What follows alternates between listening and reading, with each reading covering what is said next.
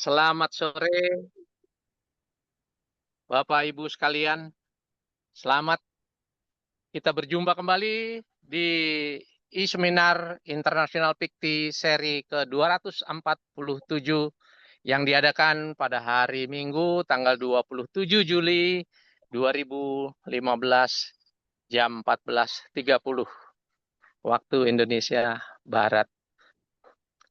Kali ini topiknya adalah suatu topik yang sangat menarik bagi kita semua. Sebenarnya topik ini adalah satu topik yang sangat dinantikan oleh semua orang dan harus diketahui oleh semua orang, yang bertemakan yaitu Integrative Care for Geriatry Syndrome.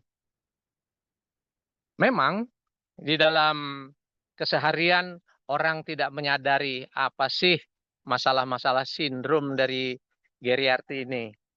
Nah, untuk itu kita simak di seminar International PIKTI yang seri ke-247. Sebelumnya, saya akan menyapa yang terhormat Direktur Tata Kelola Kesehatan Masyarakat Kementerian Republik Indonesia atau yang mewakili yang terhormat Ketua Umum PIKTI, Dr. Eka Wayu Kasih, yang terhormat para pimpinan organisasi yang bergabung di dalam PIKTI. Kemudian yang terhormat, yang termulia kepada semua peserta e-seminar PIKTI ini yang begitu setianya dari minggu ke minggu, dari seminar ke seminar selalu menanti dan selalu mengikuti acara-acara e-seminar PIKTI ini.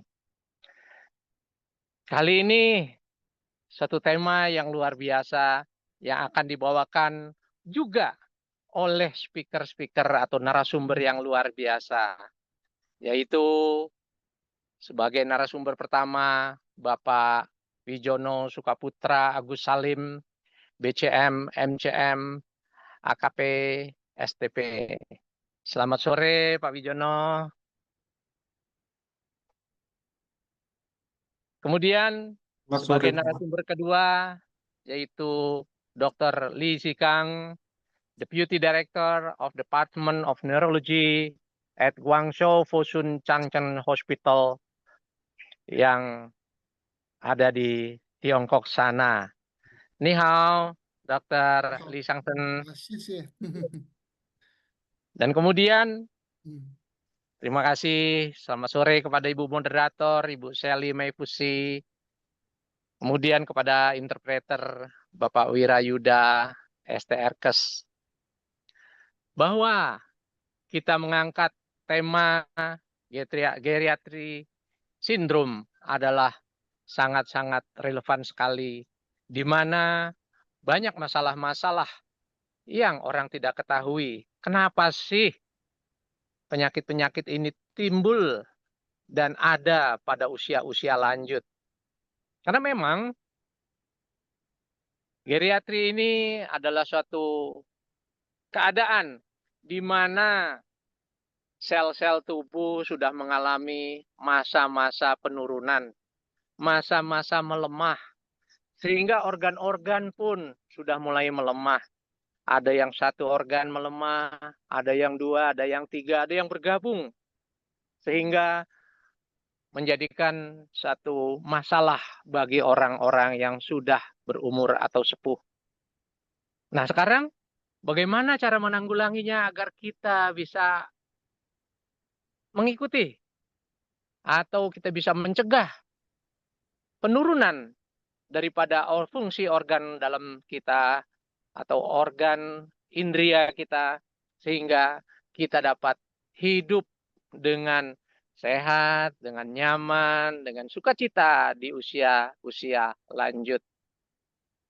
Memang banyak orang mengeluhkan, aduh telinga saya ini sudah nggak begitu bisa mendengar, mata saya sudah mulai merabun dan tidak bisa lihat, kemudian penciuman saya, pengecapan saya, jalan saya sudah terbungkuk-bungkuk dan pinggang saya selalu sakit terus-menerus. Begitupun sendi lutut. Aduh, saya sudah mulai kelihatannya ingin cuci darah. Aduh, jantung saya dan sebagainya dan sebagainya. Sehingga masa usia lanjut penuh dengan pikiran-pikiran yang sangat tidak mengenakan sehingga membuat orang menjadi stres. Banyak macam. Di antaranya yang seperti itu yang dialami oleh orang ke orang. Dan otomatis kita sebagai orang-orang yang masih muda harus juga mengetahui sindrom seperti ini sehingga kita dapat mengatasinya dan kita bisa membantu menanggulangi orang tua kita, saudara kita, dan kerabat kita sehingga dia bisa survive, bisa melewati masa-masa sindrom ini. Nah, untuk itu kedua ahli telah menanti kita.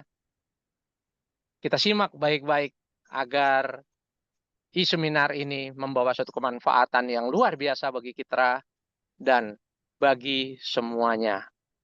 Terima kasih saya ucapkan kepada kedua narasumber, kepada moderator, kepada interpreter, kepada para sponsor dan panitia yang telah bersusah payah untuk terselenggaranya e-seminar internasional PIKTI seri ke-247 ini. Untuk itu, e-seminar PIKTI dengan resmi saya nyatakan dibuka. Terima kasih. Silakan Ibu kembali ke Ibu moderator.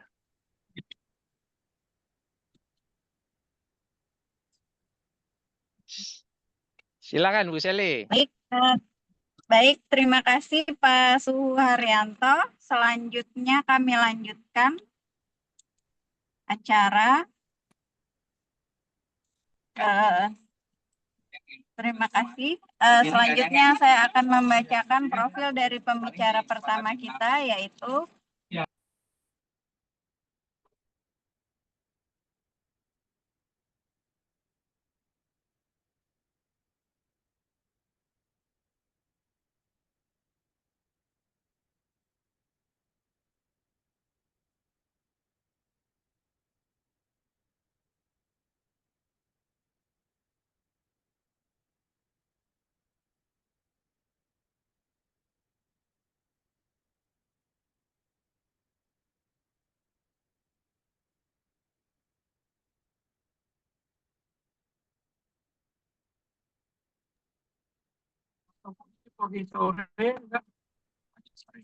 Oke, ini adalah profil pembicara pertama, yaitu Bapak Wijono, pendidikan 2008 sampai 2011, Master of Clinical Medicine, penyakit dalam, Departemen Penyakit Ginjal, Beijing University of Chinese Medicine.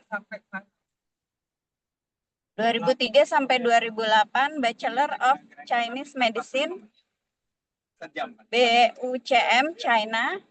95 sampai 2001, Sarjana Pangan dan Gizi,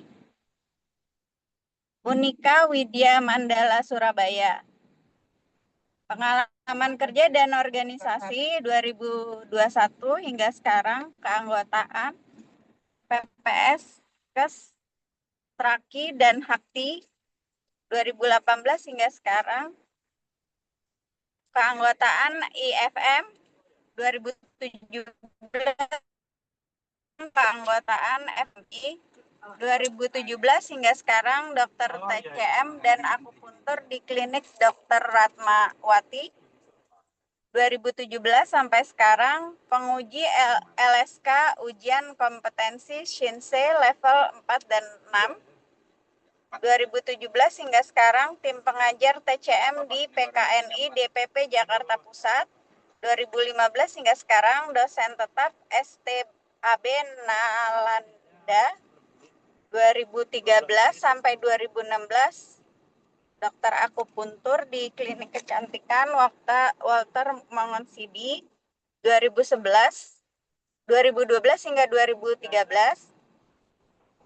relawan dokter TCM dan akupuntur panti asuhan anak yatim dan anak cacat Angel House di Beijing, China. 2012 hingga 2013, Dr. RS 164 Departemen Nyeri, Liaoning, China. 2011 sampai 2012, Dr. TCM di RS Dongfang, Departemen Ginjal, Second Clinical Hospital, BUCM, China. 2018 Kita kemana nih? 2008 hingga 2011, Presiden di RS Dongfang, Second Clinical Hospital, BUCM, China. 2013 hingga 2003 sampai 2012, 2003 sampai 2011, dokter TCM dan akupuntur KBRI Beijing, China.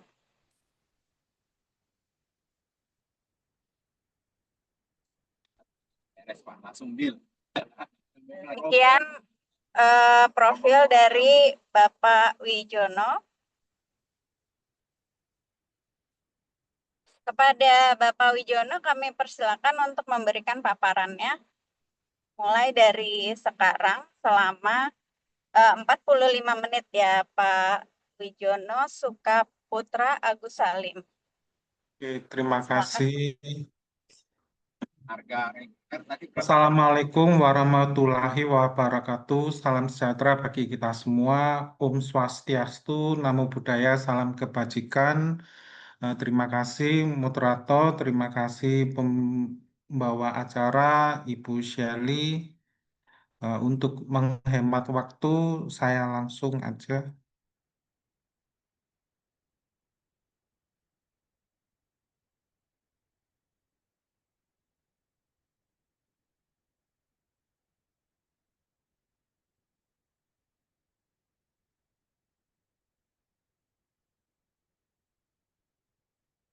Saya kali ini membawa tentang sindrom geriatri dari perspektif TCM ya.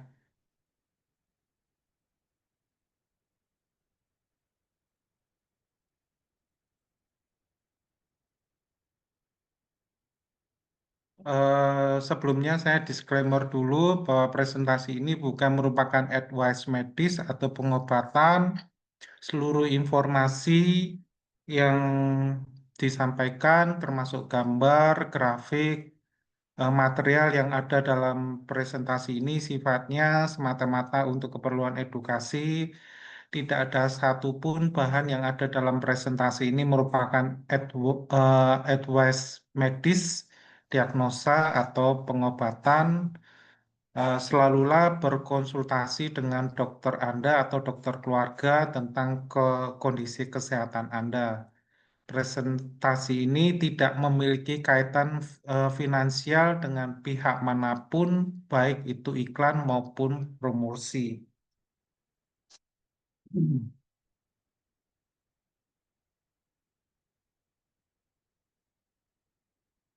Ya, sekarang saya mulai pengertian dari geriatri itu apa? Yaitu sindrom geriatri adalah kumpulan masalah kesehatan yang umum terjadi pada lanjut usia atau lansia yang disebabkan oleh berbagai proses patologis atau berbagai faktor pemicu dengan karakteristik manifestasi klinis yang merupakan bagian proses penuaan atau aging. Sindrom ini mencakup berbagai kondisi tubuh dan mental yang secara signifikan menurunkan kualitas hidup lansia dan secara nyata mempersingkat harapan hidup lansia dan seringkali melibatkan lebih dari satu masalah kesehatan sekaligus. Pasien lanjut usia itu sendiri berusia 60 tahun ke atas, terutama yang berusia 75 tahun ke atas, termasuk pada lansia yang cacat total atau sebagian serta lansia lemah berusia 80 tahun ke atas. Menurut data Kemenkes, pengelompokan lansia sebagai berikut: pralansia yaitu usia 45 sampai 59 tahun, lansia muda yaitu usia 60 sampai 69 tahun, lansia madya di usia 70 sampai 79 tahun, dan lansia tua di usia 80 sampai 89 tahun. Latar belakang,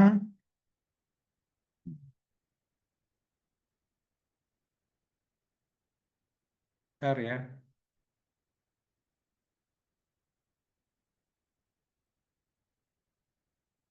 Ini data saya ambil dari data Indonesia yang bersumber dari WHO, yaitu dari sejak tahun 2015 sampai tahun kemarin 2024, jumlah penduduk lansia di dunia yang seperti yang tertera dalam data ini semakin lama semakin meningkat. Eh, Tidak ada penurunan.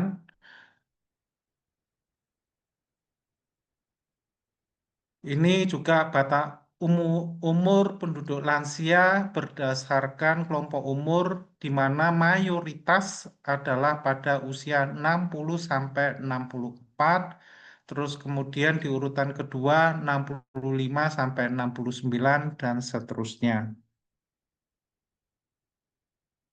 Sedangkan di Asia, Indonesia seperti yang terlihat pada data WHO ini terletak di urutan kedua setelah India sebesar 32.180 ya, 180.000 jiwa.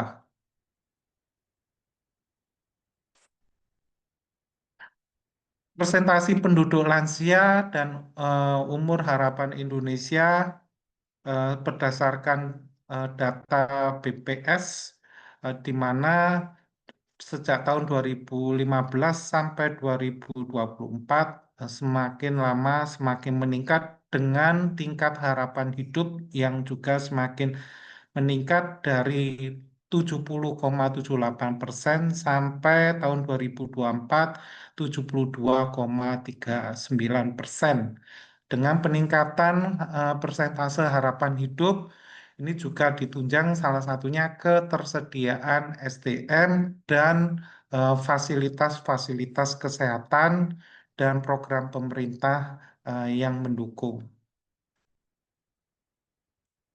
Ini distribusi yang seperti yang kita lihat pada eh, peta Indonesia ini, di mana sebagian besar terletak, persentase sebagian besar terletak pada di Jawa, terutama pada Jawa Timur dan Jawa Tengah, dan sebagian itu terletak juga pada Jawa Barat dan Sulawesi.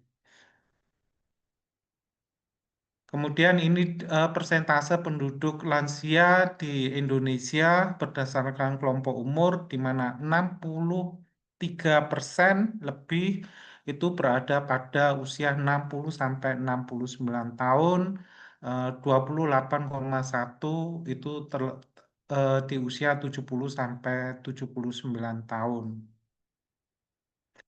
Seperti yang kita lihat di sini, eh, untuk persentase penduduk lansia didominasi pada wanita sebesar 52,2%. Yang terletak mayoritas juga terletak pada di perkotaan yaitu sebesar 55,8%, dan sebagian besar para lansia ini tinggal 3 generasi. Yang dimaksud 3 generasi adalah tinggal bersama anak dan mantu dan cucu dari mereka. Jadi eh, mereka 3 generasi tinggal bersama. Terus kemudian sebesar 34% itu bersama dengan keluarga inti. Kemudian yang jadi pertanyaan berikutnya adalah perubahan apa yang terjadi pada lansia di masa penuaan. Yang pertama adalah penurunan tinggi badan. Tinggi badan ini mengalami penurunan secara bertahap seiring dengan bertambahnya usia. Yang kedua, perubahan berat badan ini juga berkurang secara bertahap sejalan dengan bertambahnya usia. Kemudian, untuk luas permukaan tubuh menurun secara progresif sesuai dengan bertambahnya usia, di mana penurunan luas permukaan tubuh lebih cepat pada perempuan dibandingkan laki-laki. Ini adalah rumusan luas permukaan tubuh. Kalian bisa melakukan perhitungan sendiri, tinggal memasukkan tinggi badan dalam sentimeter dikali 0,061 ditambah berat badan dikalikan 0,0128 dikurangi 0,15529. Berikutnya adalah jarak antar ujung jari, di mana pada orang dewasa panjang jari biasanya setara dengan tinggi badan. Jadi kita merentangkan tangan kita kiri kanan, kita rentangkan selebar mungkin. Eh, Panjang dari, kalau secara umum, panjang dari jari kiri ke kanan atau kanan ke kiri itu setara dengan tinggi badan. Tetapi seiring dengan penuaan, jarak panjang antara jari kiri kanan ini relatif mengalami pengecilan. Kemudian bentuk dada dan perbedaan volume respirasi, di mana bentuk dada cenderung datar dengan tonjolan anterior yang meningkat. Diameter antero-posterior meningkat, sedangkan diameter transversal bagian atas menurun. Lingkar dada ini berkurang secara progresif, lebih mencolok pada perempuan, kemudian juga terkait dengan osteopenia atau kelemahan otot-otot pernafasan. Perbedaan ventilasi yaitu antara inspirasi maksimal dan ekspirasi maksimal menurun dengan sejalannya usia yang mencerminkan penurunan kapasitas paru. Untuk lingkar abdomen ini tergantung pada jenis kelamin, status gizi, serta aktivitas tubuh. Pada laki-laki dengan aktivitas tubuh baik dan status gizi yang memadai, perubahan lingkar perut seringkali minimal di atas usia 80, lingkar perut cenderung berkurang. Pada perempuan di usia 60-70 tahun, lingkar perut meningkat akibat akumulasi lemak abdominal, sedangkan setelah usia 70 tahun, lingkar perut berangsur menurun. Kemudian juga perubahan kuku, yaitu morfologi kuku berubah secara bertahap menjadi lebih datar atau cembung, bahkan terkadang berbentuk sendok. Permukaan kuku tampak terdapat garis-garis longitudinal halus ya. Coba kalian juga perhatikan kuku-kuku. Itu akan tampak garis-garis memanjang ya. Terus kemudian juga perubahan kulit, kulit pada lansia juga dapat mengalami beberapa perubahan, yaitu adanya hiperpigmentasi, yaitu lentigo senilis, dan leukodema atau vitiligo.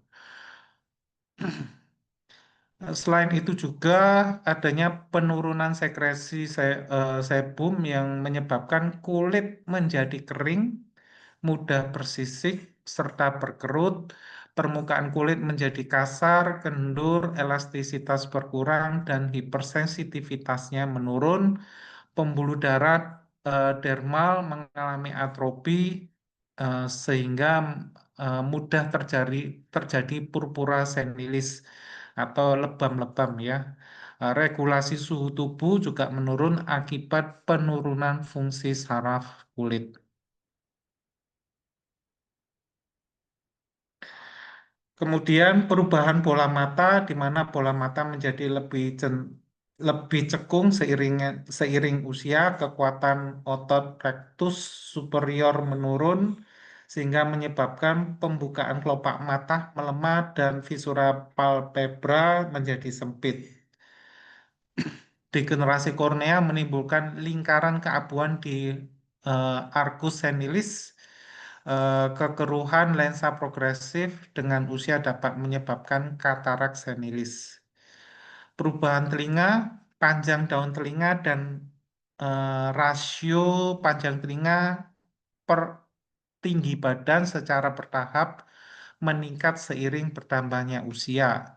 Umumnya menjadi lebih nyata setelah usia 70 tahun. Adanya garis kerutan diagonal pada daun telinga yang membentang dari tragus ke auricula juga secara bertahap muncul seiring bertambahnya usia. Ini menurut beberapa penelitian, garis kerutan diagonal pada daun telinga ini merupakan salah satu indikator arteriosklerosis koroner yang disebut Frank sign atau garis arteriosklerosis koroner.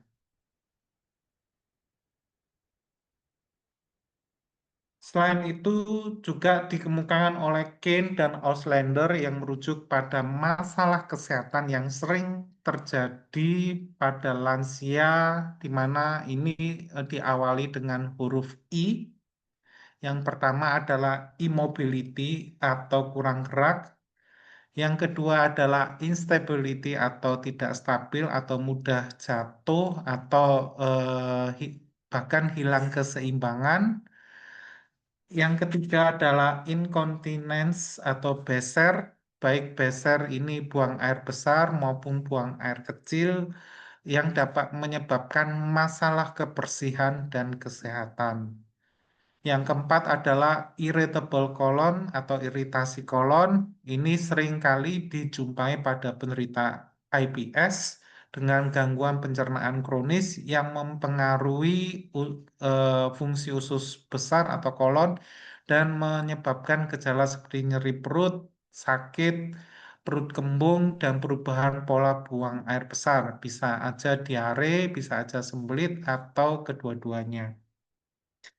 Yang kelima adalah intellectual impairment atau gangguan intelektual atau bahkan demensia. Ini termasuk juga perubahan penurunan fungsi kognitif. Terus infection, kerentanan lansia terhadap infeksi akibat penurunan sistem kekebalan tubuh. Yang ketujuh adalah impairment of vision, hearing, taste, smell, and communication. Ya, jadi eh, gangguan pada panca indera, ya, penglihatan, pendengaran, pengecap, pencium, dan kemampuan berkomunikasi. Yang berikutnya adalah convalescence atau penyembuhan, di mana proses penyembuhan yang lebih lama pada lansia akibat penurunan fungsi tubuh. Yang kesembilan adalah skin integrity atau integritas kulit, di mana kulit lansia lebih tipis dan rentan terhadap luka atau kerusakan. Yang ke-10 ada infection atau sembelit atau konstipasi yang sering juga terjadi pada lansia. Yang berikutnya adalah isolation atau depresi, isolasi sosial di mana biasanya setelah mereka sudah tidak produktif, cenderung lingkaran sosialnya menjadi lebih sempit antara keluarga, anak, itu aja, sedangkan komunikasi dengan tetangga pun berangsur-angsur menurun. Dan juga disertai depresi yang dapat mempengaruhi kesehatan mental dan tubuh lansia itu sendiri. Yang berikutnya adalah inanition atau kurang gizi, kekurangan nutrisi yang dapat menyebabkan berbagai masalah kesehatan. Salah satunya adalah penurunan kandungan vitamin D dalam darah atau vitamin B12, termasuk penggunaan beberapa obat yang bisa menurunkan kadar nutrisi di dalam darah. Misalnya salah satunya adalah penggunaan obat gula darah, ya. Itu juga bisa menimbulkan penurunan vitamin B12 dalam darah. Terus kemudian yang berikutnya adalah impecunity atau kemiskinan, ya. Kemiskinan yang dapat membatasi akses lansia pada perawatan kesehatan dan kebutuhan dasar, di mana biasanya biaya pengobatan ini mereka sudah tidak sanggup di apa itu keluarkan sendiri, tetapi kebanyakan menjadi tanggungan keluarga. Kalau misalnya tanggungan keluarganya ini mempunyai kemampuan untuk apa itu kemampuan ekonomi, tidak ada masalah. Tapi kalau kebutuhan hidup juga terbatas, ini akan menyebabkan penundaan pengobatan. Yang berikutnya adalah iatrogenic injury, yaitu penyakit akibat obat dan pengobatan, kondisi kesehatan yang disebabkan oleh efek samping obat-obatan yang dikonsumsi. Yang berikutnya adalah insomnia, gangguan tidur.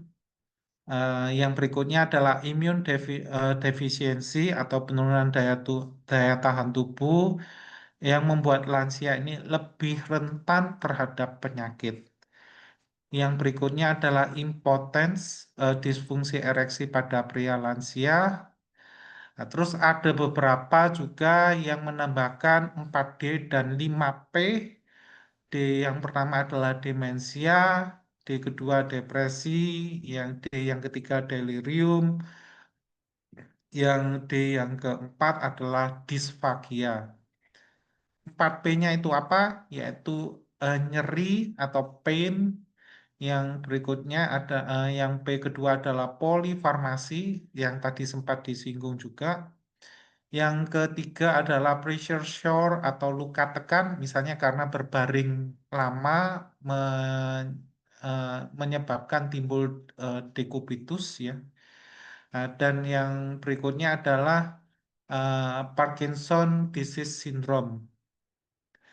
Ada juga yang memasukkan sembelit, sinkop, frailty atau kelemahan, dan sarkopenia. Sarkopenia itu penyusutan massa otot, ya.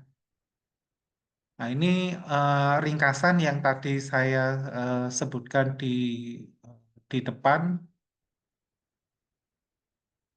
Kemudian instrumen pengukuran apa yang dapat digunakan pada pasien lansia? Salah satunya yang saya itu adalah CGA atau a Comprehensive Geriatric Assessment, yaitu pendekatan terorganisir terhadap penilaian yang dirancang untuk menentukan kondisi medis, kesehatan mental, kapasitas fungsional, dan keadaan sosial lansia. Tujuannya adalah mengembangkan dan menerapkan rencana yang terkoordinasi dan terintegrasi untuk pengobatan, rehabilitasi, dukungan, dan tindak lanjut jangka panjang. CGA ini didasarkan pada premis bahwa evaluasi lengkap terhadap lansia yang rapuh oleh tim profesional kesehatan dapat mengidentifikasi berbagai masalah kesehatan yang dapat diobati, menghasilkan rencana terkoordinasi dan pemberian layanan yang mengarah pada hasil kesehatan yang lebih baik. Yang seperti yang saya tampilkan di sini juga eh, melibatkan apa itu multidisiplin dari berbagai macam tim, ya. Nah, untuk 4 utama dari assessment yaitu ada physical assessment, kemudian ada functional assessment, dan physiological assessment, dan social assessment. Nah, ini adalah contoh apa namanya assessment yang banyak dipakai.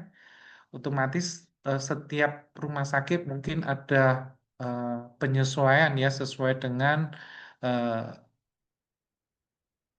dengan kondisi pasien di lapangan. Ini juga .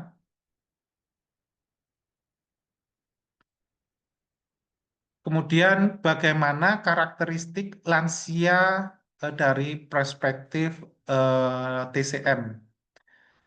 Yang pertama secara fisiologi yaitu penurunan fungsional atau fisiologis organ visceral cangfu sebagai akar penuaan. Nah, kemunduran fungsi fisiologis organ cangfu merupakan penyebab fundamental perubahan penuaan dan karakteristik utama fisiologi lansia. Perubahan pada lansia mencakup organ visceral cangfu, yin dan yang, qi dan xue, shen, dan penampilan tubuh serta aktivitas sehari-hari yang dapat dirangkum dalam 5 aspek. Yang pertama adalah penurunan bertahap fungsi organ visceral cangfu. Yang kedua adalah yin dan yang semakin melemah. Yang ketiga adalah rentan terhadap invasi patogen eksternal. Yang keempat adalah jiwa dan emosional yang tidak tenang. Yang kelima adalah mudah timbul akumulasi dan stagnasi. Kemudian bagaimana karakteristik konstitusi tubuh pada lansia? Konstitusi tubuh lansia memiliki kekhasan tertentu dibandingkan dengan konstitusi tubuh anak-anak dan orang dewasa. Ini bisa diringkas menjadi 4 bagian, yaitu pertama, predominasi defisiensi Qi dan Yang. Jadi defisiensi Qi dan defisiensi Yang lebih dominan. Yang berikutnya adalah koeksistensi statis darah atau bekuan darah dan dahak kotor. Jadi adanya dahak dan adanya darah statis atau bekuan darah yang timbul bersamaan. Kemudian koeksistensi berbagai tipe konstitusi. Kemudian juga dominasi kondisi yang kompleks dari defisiensi dan ekses. Jadi adanya kondisi defisiensi dan ekses yang semakin membuat suatu penyakit itu semakin kompleks. Kemudian konsep konstitusi tubuh itu apa? Yaitu memiliki berbagai makna seperti kualitas tubuh, kualitas bentuk tubuh, karakteristik individu. Konsep konstitusi tubuh dalam ilmu keolahragaan pada umumnya mencakup parameter morfologi eksternal seperti tinggi badan, berat badan, lingkar dada, lingkar pinggang, serta kemampuan atletik individu. Sedangkan dalam antropologi tubuh, kajian konstitusi tubuh tidak hanya terbatas pada karakter morfologis eksternal, tetapi juga meliputi ciri-ciri fisiologis dan biokimiawi tubuh. Dalam kedokteran modern, konstitusi tubuh diartikan sebagai hubungan sebab akibat antara struktur morfologi tertentu dengan fungsi fisiologis yang spesifik yang pada gilirannya memberikan pengaruh terhadap karakteristik psikologis dan perilaku individu.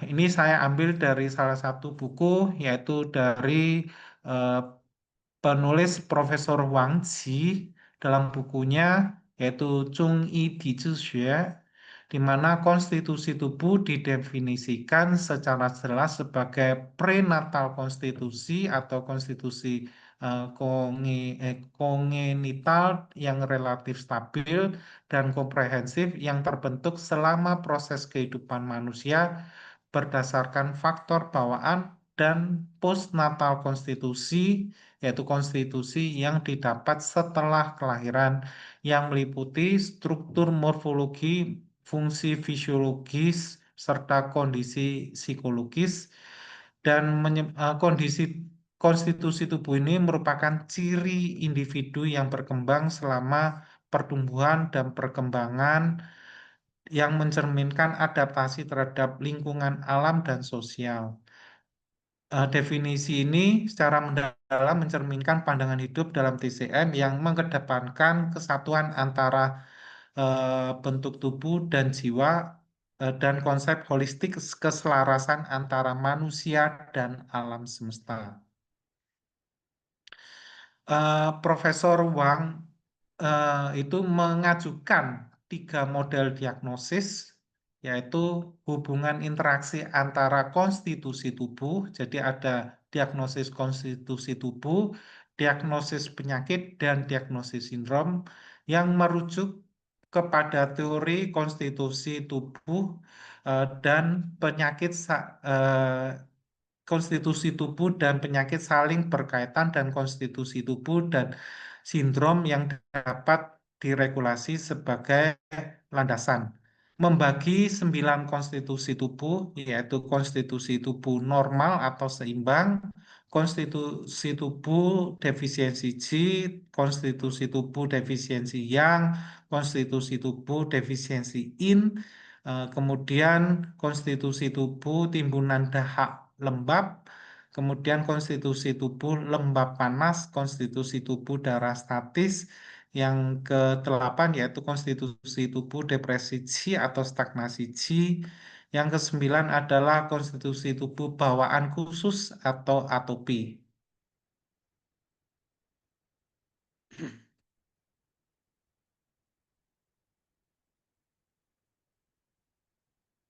Yang pertama yaitu karakteristik dari konstitusi tubuh yang seimbang, yaitu tubuh proporsional dan sehat kuat, wajah merah segar, penuh semangat, rambut hitam berkilau, kepribadian cerah, nafsu makan baik, buang air besar dan buang air kecil tidak nampak kelainan. Otot lidah merah, selaput lidah tipis putih, nadi moderat dan harmonis.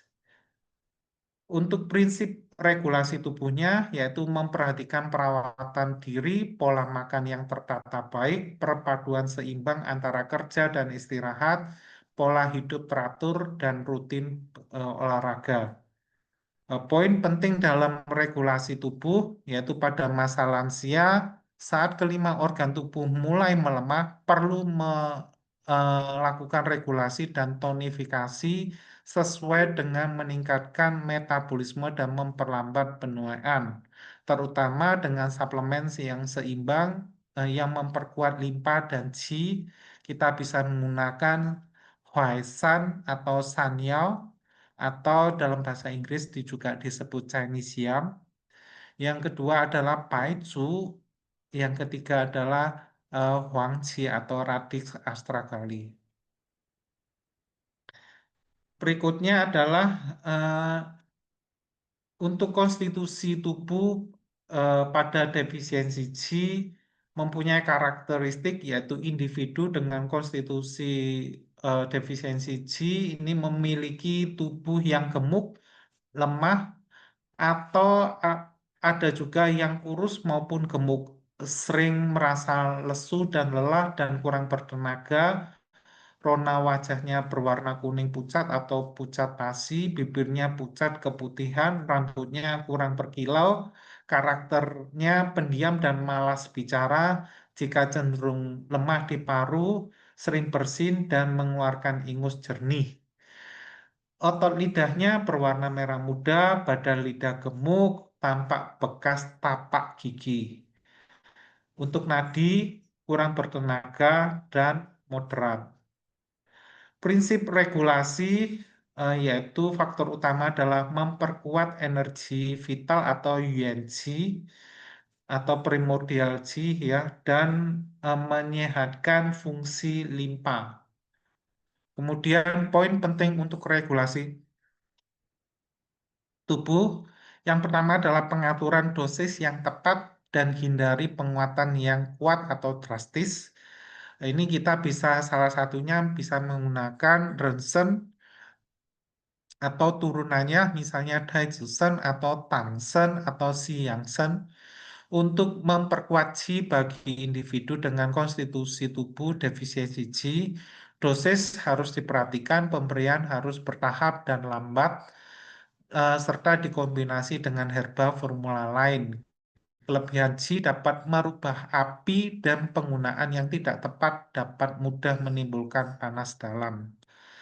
Yang kedua adalah penguatan Qi harus menghindari kondisi ekses dalam defisiensi. Jadi di dalam defisiensi ada ekses maksudnya. Pada individu dengan konstitusi tubuh defisiensi G, fungsi organ dalam yang rapuh seringkali akibat patogen eksternal atau akumulasi stagnasi makanan yang menyebabkan timbulnya panas dalam dan kondisi lain, sindrom kombinasi ekses dan defisiensi. Ini juga harus diperhatikan.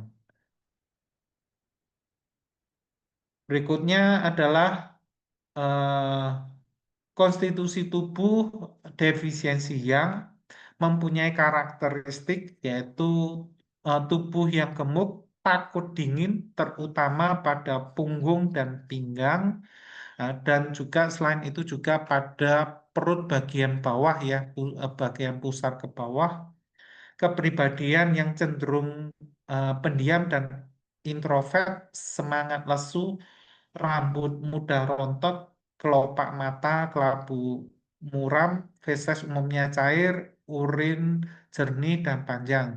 Selain itu juga defisiensi yang menurut literatur yang lain itu juga pada persendian yang besar, misalnya persendian siku, persendian apa itu namanya, persendian lutut atau persendian lengan atas ya, atau persendian bau itu juga ada sensasi dingin. Atau saat kita meraba itu juga tampak dingin. Itu juga termasuk defisiensi yang. Kemudian prinsip dalam regulasi tubuh yaitu menguatkan ginjal, menghangatkan yang, memupuk sumber panas. Nah, di sini Mingmen kalau dalam medis mungkin bisa diidentikan dengan kelenjar adrenal di dalam tubuh. Poin penting untuk regulasi tubuh yaitu menghangatkan yang, dibantu menutrisi yin, berdasarkan teori yang saling ketergantungan antara yin dan yang. Saat menghangatkan dan menguatkan yang tuh ginjal menambahkan dalam jumlah sesuai dengan herba penguat yin seperti Shoti Huang dan Sanjui agar yang dapat terbantu oleh yin dan proses regenerasi berlangsung tanpa henti. Otomatis jumlahnya juga nggak boleh terlalu besar ya. Karena pada prinsipnya Shoti, Huang, dan Sancui itu sifatnya juga hangat. Yang lemah atau defisiensi dapat melukai sehingga menyebabkan defisiensi bersama yaitu defisiensi yin dan defisiensi yang. Oleh karena itu pengobatan harus memperhatikan keseimbangan antara yin dan yang. Yang kedua adalah menghangatkan yang sambil memperhatikan limpa dan lambung dalam meregulasi konstitusi tubuh defisiensi yang terdapat perbedaan antara memupuk energi dan menambah panas. Selain menghangatkan memperkuat yang ginjal, juga menjaga kesehatan limpa dan lambung hanya dengan limpa lambung yang berfungsi sehat, asupan makan dapat meningkat dan sumber energi terus tersedia hingga dalam memperkuat tubuh dengan kata lain merawat faktor setelah lahir untuk mendukung faktor bawaan.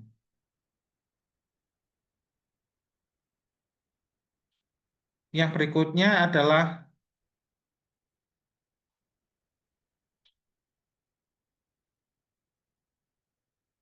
identifikasi konstitusi defisiensi yin, karakteristiknya tubuh kurus, tinggi, rona wajah merah yang hilang timbul, tenggorokan dan mulut kering, telapak tangan dan kaki terasa panas, tidak tahan terhadap panas, kepribadian yang tergesa-gesa, mudah marah, sering mengalami gangguan tidur dan banyak mimpi, otot lidah merah, selaput lidah sedikit, atau membentuk seperti peta geografis pulau, nadi kecil seperti benang dan cepat, atau kecil seperti benang dan tenggelam, lembek, kecil dan lemah.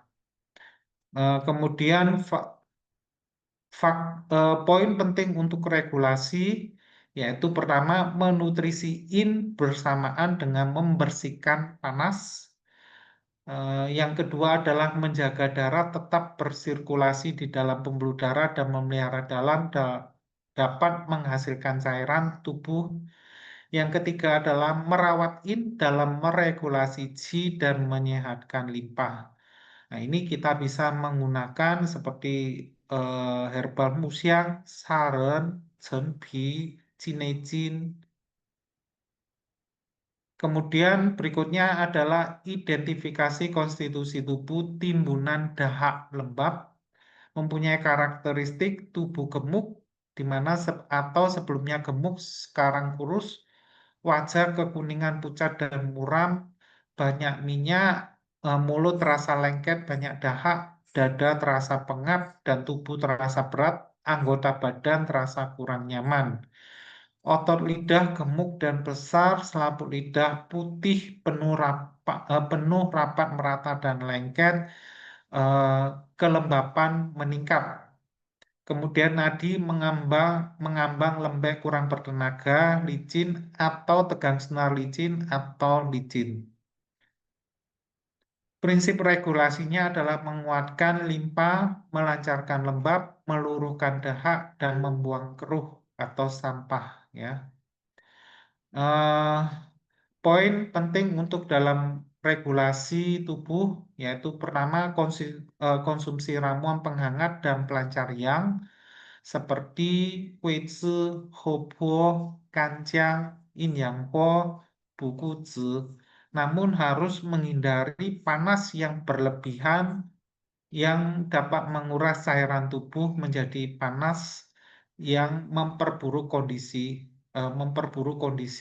lansia. Yang kedua adalah mencermati dalam dahak terdapat darah statis. Lembab dahak bersifat lengket, stagnasi dapat menghalangi sirkulasi qi, sering menyebabkan dalam dahak terdapat darah statis. Terapi yang sesuai adalah meluruhkan dahak dan lembab sambil melancarkan darah. Yang ketiga adalah mengurangi konsumsi bahan yang manis dan lembab. Misalnya obat-obatan manis, asam, lembab dapat menyebabkan stagnasi lembab dan menghasilkan dahak. Makanan yang kesehari-harian yang itu juga harus mengurangi manis, gurih, dan berlemak. Berikutnya adalah konstitusi tubuh lembab panas, mempunyai karakteristik wajah kusam berminyak dan mudah berjerawat, mulut sering terasa kering, mulut pahit, bau mulut, tinja kering, urin berwarna pekat, temperamen umumnya tergesa-gesa, mudah marah, kemudian otot lidah merah, selaput lidah kuning, penuh, rapat, merata, dan lengket, atau tipis kuning. Nadi, licin, cepat, atau tegang senar cepat, atau cepat. Prinsip regulasi tubuh mengurai dan membuang lembab keruh, dan membersihkan panas yang mengendap dalam tubuh. Poin penting untuk regulasi tubuh, meluruh lembab untuk mengeliminasi panas. Prinsip yaitu timbunan api harus dibongkar, maksudnya huoyi fazi. Dengan membongkar, mengangkat, dan mengurai tumpukan api di mana ke dalam formula pencahar api dan pembebas toksin dapat ditambahkan herbal seperti Foshan, Fangfeng, Inchen, Baizi untuk menuntaskan pembersihan. Kemudian yang kedua adalah meluruhkan dan mentransformasi lembab untuk membuang panas berdasarkan prinsip penetrasi dan ekskresi lembab panas yang memberikan efek diuretik ringan dan perlahan-lahan dalam membersihkan panas dan meluruhkan lembab dapat ditambahkan Paimauken, Mudung, Juye, Iirer untuk mengeluarkan panas dari bawah. Yang ketiga adalah mengeliminasi penggunaan obat pedas hangat dan kering yang berpotensi menambah patogen api panas ya. Terdapat lembab panas sesuai diterapi dengan obat yang bersifat pahit dingin untuk mengeringkan lembab, meredakan panas. Minimalkan penggunaan obat pedas hangat untuk mencegah penambahan panas, hindari rokok dan batasi alkohol, kurangi konsumsi makanan pedas seperti cabai, merangsang, eh, aromatik. Aromatik itu misalnya seperti apa itu namanya cengkeh ya, dan kering. Disarankan sering mengkonsumsi kacang hijau, sup labu, buah-buahan, dan sayuran untuk menjaga kelancaran buang air besar dan kecil. Yang berikutnya adalah konstitusi tubuh darah statis. Mempunyai karakteristik yaitu pada individu berbadan kurus, rona wajah gelap, rambut muda rontok, urat merah terlihat di bagian putih mata, jadi tampak serabut merah ya pada putih mata, terus kulit kasar atau terdapat bercak hematom, perasaan cemas, jantung berdebar, pelupa, otot lidah merah gelap atau tampak bintik atau noda darah statis, sublingual vena itu membesar, membengkak, kasar, dan berkelok. Nadi bisa kecil seperti benang dan kesat, atau juga tampak tidak teratur dan ada perhentian atau tampak nadi zeta. Kemudian prinsip regulasi tubuh yaitu mengaktifkan sirkulasi darah, menghilangkan statis darah, dan melancarkan meridian dan kolateral. Poin penting untuk meregulasi tubuh yang pertama adalah menutrisiin untuk mengaktifkan sirkulasi darah.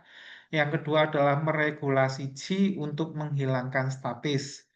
Yang pertama menutrisiin untuk mengaktifkan darah karena cairan tubuh atau qin dan darah memiliki sumber yang sama. Kekeringan pada cairan tubuh akan menyebabkan kering tertahan di dalam tubuh. Ini adalah salah satu penyebab dari konstitusi statis darah. Dalam kitab Cinque Yaulie terdapat formula yaitu Ta Huang Ce Chung Huan. Ini menggunakan Seng Ti Huang sebesar 10 liang atau 300 gram. Yang berikutnya, stagnasi Qi dalam darah statis. Qi lancar maka darah lancar. Oleh karena itu dalam terapi meregulasi tubuh statis darah seringkali digunakan obat-obatan yang meregulasi aliran qi seperti Zhuge atau Zhuqiao, Chen Bi sama Caihu. Yang berikutnya adalah konstitusi tubuh depresi qi atau stagnasi qi. Mempunyai karakteristik yaitu tubuh kurus dan lemah, kepribadian introvert rapuh, rentan terhadap stres emosional, mudah cemas dan stres, sering merasa sedih, depresi, tidak bahagia, mudah terkejut, panik, gangguan tidur dan banyak mimpi, kemudian tidak ada nafsu makan, sering menghela nafas panjang, atau merasa adanya benda asing di tenggorokan, atau iga terasa tegang, nyeri, menjalar. Otot lidah pucat, selaput lidah tipis putih, nadi kecil seperti benang, tegang senar, atau tegang senar saja. Terus prinsip regulasi tubuh, melapangkan dan melancarkan qi hati, membuka stagnasi qi. Kemudian poin penting untuk regulasi pertama yaitu menguasai penggunaan obat. Dalam terapi stagnasi qi penting untuk memperhatikan bahwa obat regulasi qi tidak boleh terlalu kering agar tidak mencederai yin. Selain itu terapi menutrisiin juga tidak boleh terlalu banyak untuk menghindari lengket atau menimbulkan stagnasi. Obat yang juga tidak obat yang digunakan juga tidak boleh terlalu kuat atau agresif agar tidak mencederai cengci atau energi vital tubuh. Yang kedua adalah merekomendasikan pengendalian emosional. Di sini kita bisa melakukan misalnya mengatasi emosi dengan emosi, mengalihkan perhatian dengan mengubah suasana. Yang berikutnya, it- konstitusi tubuh bawaan khusus atau atopi mempunyai karakteristik cacat bawaan atau penyakit yang terkait faktor genetik seperti cacat fisiologi herediter atau genetik, penyakit herediter atau genetik, penyakit alergik dan defisiensi imun primer. Pada individu, konstitusi tubuh alergik seringkali menunjukkan kelemahan beradaptasi dengan perubahan iklim atau musim. Kulit mudah timbul bekas goresan, mudah timbul urtikaria atau biduran, ruam alergi, batuk asma, dan lain-lain. Prinsip regulasinya yaitu untuk penyakit bawaan atau genetik serta cacat fisiologis umumnya tidak ada metode pengobatan. Upaya pengobatan dapat dimulai dari orang tua untuk mencegah penyakit diturunkan.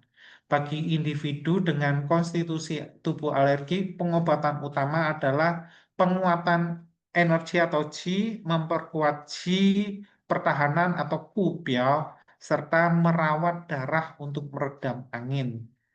Poin penting untuk regulasi yaitu prioritaskan pemeliharaan kesehatan. Yang kedua adalah meningkatkan pertahanan pribadi. Nah, termasuk di sini yaitu kita menghindari pemicu alergi. Misalnya ada beberapa istilah dalam literatur klasik ya, asma makanan, misalnya karena makanan menimbulkan asma atau asma dari ikan ya. Nah, ini penting untuk memperhatikan makanan, menghindari konsumsi ikan amis atau makanan yang dapat memicu alergi atau penyakit lama.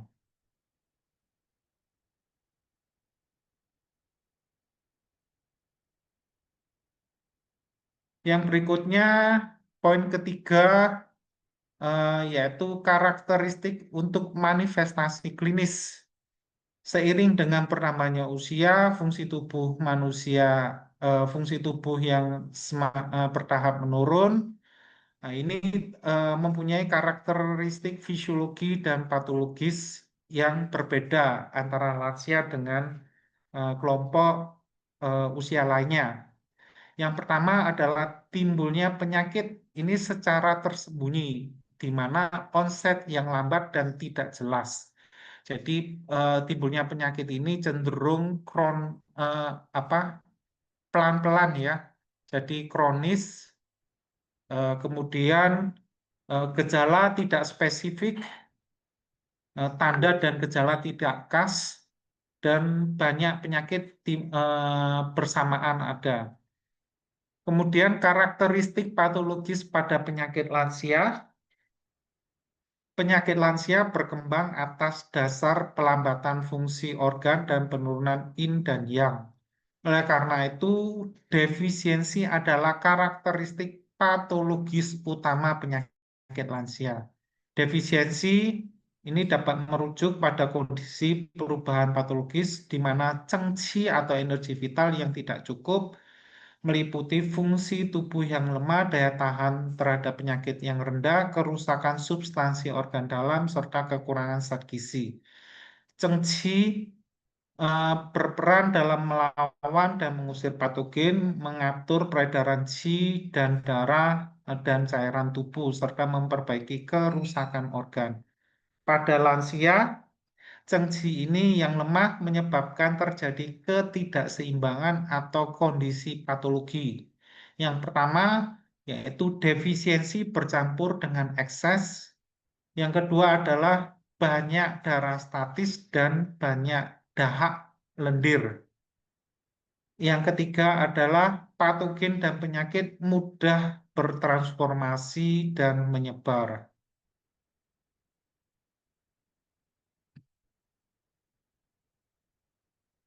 Ini saya ngambil dari salah satu aja ya, karena begitu banyaknya sindrom yang terdapat pada lansia. Ini juga salah satu sindrom yang mudah dialamin oleh eh, apa itu pasien lansia.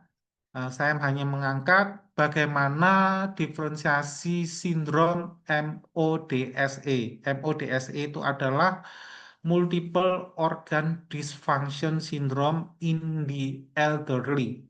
Ya, jadi ini salah satu penelitian yang dilakukan Wang Tongjiang, Li Yinping, dan kawan-kawan, di mana eh, dalam penelitian ini dia melakukan 200 kasus MODSE dengan apa diagnosa 1 hari, 3 hari, 7 hari. Ditemukan beberapa kondisi, yaitu adanya sindrom dahak lembab itu sebanyak 22,3% yang mendominasi, kemudian 18,8% ini dijumpai pada sindrom hiperaktif api racun. Yang berikutnya adalah 16,2% ditemui pada sindrom eh, timbunan lembab panas. Yang berikutnya yaitu 14,2% ditemuin pada sindrom defisiensi yang, kemudian 11,2% dijumpain pada sindrom yin dan yang bersamaan defisiensi. Yang berikutnya adalah 9,2% ditemukan adanya sindrom eh, retensi makanan ya pada organ fu, di mana eh, terjadi ketidaklancaran. Yang kemudian 8,1% itu dijumpain pada sindrom stagnasi Qi dan statis darah atau darah statis. Disimpulkan bahwa eh, sindrom dahak lembab, retensi timbunan dahak lembab itu sering dijumpain, dan penyebab utama yaitu adanya defisiensi dahak, darah statis, dan racun. Ini dari saya angkat dari salah satu literatur, yaitu eh, diferensiasi Chinese medicine pada kasus MODSE, di mana eh, dasar dari pembentukan sindromnya adalah yang utama adalah yaitu defisiensi. Kemudian penyebab yang kedua yaitu adanya racun, dan ada eh, hasil patologi yaitu adanya dahak dan darah statis, di mana 4 unsur pemicu yang saling eh, mempengaruhi yaitu adanya dahak, racun, kemudian darah statis, dan defisiensi. Kemudian di sini dasar pembagiannya berdasar atas prinsip yaitu yang diajukan oleh Profesor Wang Cinta, yaitu 3 sindrom, 3 metode, yaitu Sancheng Sanfa, itu dibagi 3 sindrom. Yang pertama adalah sindrom defisiensi, sindrom panas, dan sindrom darah statis. Ini adalah sindrom besarnya. Kemudian sindrom besar ini masing-masing dibagi lagi menjadi beberapa sindrom. Untuk sindrom defisiensi itu dibagi menjadi sindrom defisiensi yang, dan G, sindrom yin dan yang bersamaan defisiensi. Kemudian untuk sindrom panas itu dibagi menjadi 3 sindrom lagi, yaitu sindrom hiperaktif panas racun, kemudian sindrom timbunan atau blokade lembab panas. Yang berikutnya adalah sindrom organ full, terdapat timbunan makanan atau timbunan feses yang menyebabkan tidak lancar. Dan kemudian untuk sindrom darah statis itu dibagi menjadi 2, yaitu sindrom stagnasi G dan darah statis, dan sindrom timbunan atau blokade dahak dan lembab. Masing-masing itu mempunyai ciri khas. Misalnya aja sindrom pada defisiensi yang ini mempunyai ciri khas tangan kaki dingin, takut dingin, terus kemudian sesak nafas apabila bergerak, sesak nafas ini semakin memberat dan seterusnya. Otot lidah itu gelap, pucat, kemudian selaput lidah putih, kelembapan meningkat, terus kemudian kuku itu juga tampak ungu kehitaman, nadi juga terabah lemah ya. Ini kita bisa menggunakan metode pengobatan yaitu dengan menghangatkan dan menguatkan yang Qi. Di sini formula yang digunakan yaitu menggunakan formula modifikasi dekoksi Chen Utang. Kemudian untuk defisiensi yin dan yang bersamaan muncul itu bisa mempunyai ciri khas, misalnya air muka itu warnanya gelap, ya. Terus kemudian batuk kurang bertenaga, terus kemudian berdebar-debar, bahkan tampak samar nyeri, keringat spontan, eh, haus tetapi tidak ada keinginan minum, dan lain-lain. Selaput lidah juga sedikit atau tanpa selaput lidah.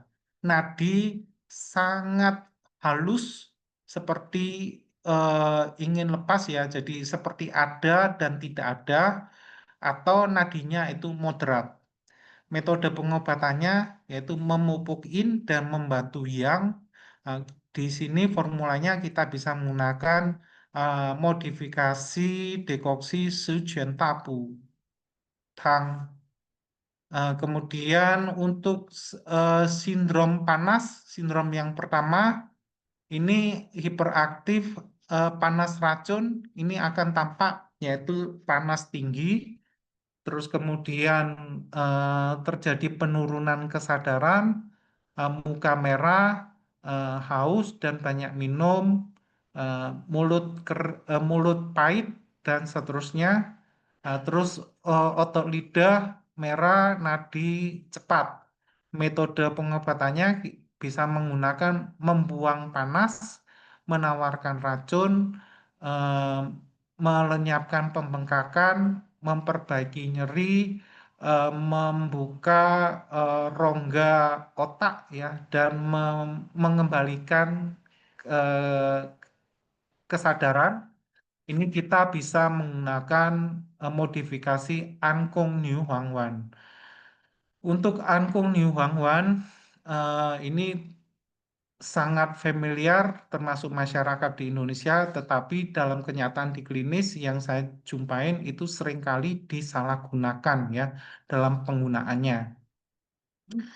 Nah, terus kemudian sindrom timbunan atau blokade lembab panas, misalnya ini mempunyai karakteristik yaitu demam yang tidak terlalu tinggi, terus sesak dan kemudian ada dahak kuning, lengket, kental, haus, tidak ada keinginan untuk banyak minum dan seterusnya. Terus otot lidah itu merah, selaput lidah kuning, penuh, merata, dan lengket. Terus kemudian nadi licin dan cepat. Untuk metode pengobatannya, kita bisa membuang panas, mentransformasi lembab, menambah qi dan menguatkan limpa. Kita bisa menggunakan modifikasi eh, dekoksi Injen Haotang. Kemudian apabila eh, patogen panas itu semakin kuat, kita bisa menambahkan zhizi sama tauhuang. Terus untuk sindrom berikutnya yaitu adanya timbunan makanan atau timbunan feses pada organ fu yang menyebabkan tidak lancar.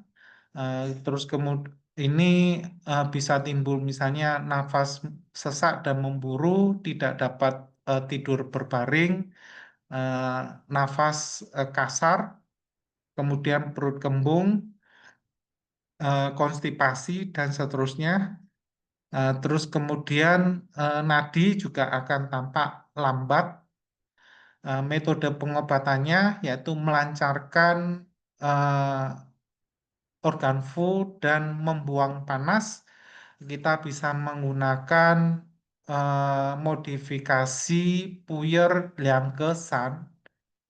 Terus untuk sindrom darah statis atau I ini dibagi menjadi dua yaitu stagnasi Qi dan darah statis dengan ciri khas yaitu berdebar-debar, nyeri jantung, nyeri tembus jantung sampai ke punggung belakang, terus iga terasa eh, bengkak, terus juga dinamis dan mudah banyak menghela nafas. Terusnya, terus bibir, kuku itu tampak eh, ungu, kebiruan, mulut kering, tetapi tidak ada keinginan untuk minum, otot lidah gelap, selaput lidah putih, atau tampak purpura statis, tegang senar, dan kesat. Metode pengobatannya yaitu melapangkan energi hati, meregulasi qi, mengaktifkan darah, mentransformasi darah statis. Kita bisa menggunakan modifikasi yaitu eh, dekoksi chef Ujuitang. Terus eh, untuk sindrom berikutnya yaitu timbunan atau blokade dahak dan lembab. Ini misalnya akan tampak batuk, berdahak, banyak dan lengket dan kental, warna bisa putih atau abu-abu, terus dada itu bisa atau tidak nyaman, pas, biru, seterusnya, otot lidah pucat, gemuk, eh, dan besar, terus kemudian juga tampak tapak gigi, selaput lidah putih, tebal, penuh, merata, eh, dan lengket, nadi, tegang senar, licin, atau tenggelam, licin. Metode pengobatannya kita bisa menggunakan menguatkan limpa, membuang lembab, terus meregulasi qi dan mentransformasi dahak. Kita bisa menggunakan modifikasi dekoksi wentantang. Terus bagaimana menggunakan OTC-TCM atau herbal tunggal yang rasional menurut Chow Sin Siang di sini untuk mengobatin penyakit pada lansia yang secara rasional itu pertama harus kombinasi yang rasional, kemudian eh, kita menggunakan eh, karakter obat ya yang tidak terlalu kuat ya, tetapi cenderung netral, menggunakan sifat obat yang cenderung netral. Terus eh, untuk dosis obat itu harus dimulai dari yang terkecil dan tidak boleh terlalu besar. Nah, terus kemudian untuk melakukan tonifikasi itu juga harus proporsional ya, tidak boleh sedikit-sedikit kita minum ginseng